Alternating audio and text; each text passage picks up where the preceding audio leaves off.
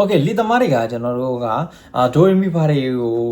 ရှောက်ပြီးမှတ်နေတာမဟုတ်ဘူးပေါ့နော်သူတို့ကဘာကိုလောက်ထားတာလဲဆိုတော့စကေးတွေကိုလေ့ကျင့်ထားကြတာပေါ့နော်အဲ့ဒါမှသာလျှင်ကျွန်တော်တို့ဒီတချင်းကစီကီးဆိုရင်စီကီးနဲ့ဆိုင်တဲ့စီစကေးကိုကျွန်တော်တို့ကလိုက်တီးတာပေါ့နော်အဲ့တော့စီစကေးတွေကနေလိုက်တီးတဲ့ခါကျရင်လုံးဝလွဲမတော့ဘူးပေါ့နော်သူတို့ကစကေးတွေကိုအလွတ်ကျက်ထားတာပေါ့လေ့ကျင့်ထားကြတာအလွတ်ကျက်တယ်ဆိုတာတဲ့လက်ကအော်တိုသွားနေအောင်လို့သူတို့ကလေ့ကျင့်ထားကြတာပေါ့နော်အဲ့လောက်ဒီလေ့ကျင့်ထားပေါ့အခုမှကျွန်တော်တို့စီကိုတီးတယ်ဆိုရင်တစ်သက်လုံးစီတီးတာဒါမျက်လုံးမိတ်ပြီးတီးလေစီကတိနေတယ်ပေါ့နော်အဲ့တော့သူတို့ကလည်းအဲ့လိုမျိုးပဲစကေးကိုအလွတ်ကျက်ထားတဲ့အတွက်ဒီကောင်တွေကဘလို့ဆိုတာကိုတိနေပြီပေါ့နော်ရှောက်ပြေးနေပြီပေါ့အဲ့တော့ကျွန်တော်ဒီနေ့အခြေခံအနေနဲ့စီမေဂျာစကေးပေါင်း2ခုကိုသင်ပေးခဲ့မယ်ဒီမှာဒီအရှိပေါင်းနဲ့ဒီနောက်ပေါင်းပေါ့နော်အဲ့2ခုသင်ပေးခဲ့မယ်ပြီးရင်အဲ့2ခုကိုပြန်ချိတ်ပြီးတော့တီးကြည့်โอเคပထမဆုံးအနေနဲ့အလွယ်ကူဆုံးဖြစ်တဲ့open string position လေးသွားမှာပေါ့နော် open string position အဲ့တော့ open string လို့ပြောလိုက်ပြီးဆိုတော့ねလွတ်ကြိုးတွေလို့သိရမယ်လွတ်ကြိုးတွေလို့သိပြီးဆိုရင်ကျွန်တော်တို့ဘာကြိုးတွေနဲ့တက်ထားလဲသိရမယ် standard ကြိုးနဲ့ E A D G B E အဲ့ဒါဆိုရင်သူတို့တစ်ခုချင်းစီကိုဒီတိုင်းလွတ်ပြီးတော့ဘာမှမဖိဘဲနဲ့တီးမယ်ဆိုရင် E ကြိုးတီးမယ်ဆိုရင် E ဖြစ်မယ် A ကြိုးတီးမယ်ဆိုရင် A ဖြစ်မယ်နော်အဲ့တော့ကျွန်တော်တို့C D E F G A B ရှိတယ်သူတို့ကြားထဲမှာ shut တွေ flat တွေရှိတယ်ပေါ့နော်အဲ့တော့ကျွန်တော်တို့အဲ့အတိုင်းပဲအစင်တိုင်းရေးမယ် E ပြီးပါလာမယ်ဒါကို E နော်လို့ကြို E ပြီးတော့ F လာမယ်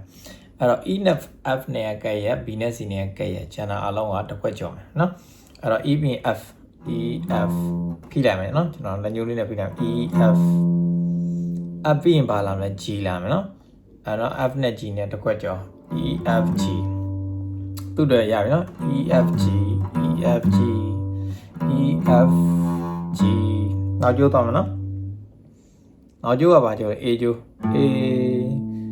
A နဲ့ B နဲ့တစ်ခွက်ကျော်မလို့ဒါကျော်လိုက်မယ်ဒီကိုသွားလိုက်မယ် A B B နဲ့ C နဲ့ကဲ့ရမလို့ C A B C A C နောက်လေးကျိုးမြောက်က D ဖြစ်တယ် D ပြီးရင် D နဲ့ E နဲ့တစ်ခွက်ကျော် D E E နဲ့ F နဲ့ကဲ့ရ D E F D E F လို့ကျော်နော် D E F နော်အဲ့ဒါကိုဒီလိုတီးမယ်နော် E F G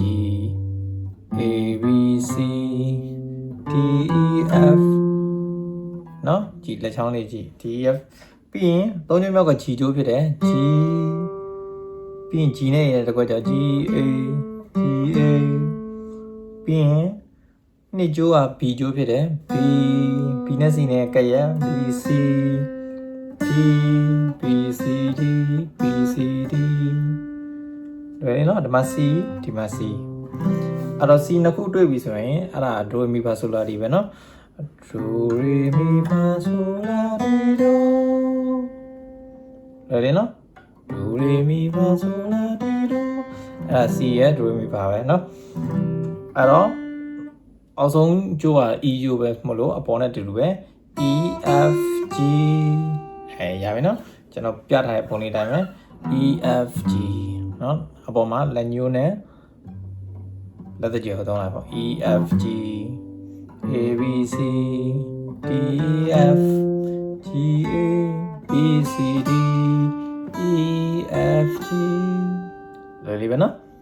အဲ့တော့ဒီဘာလေးကိုလေ့ကျင့်လိုက်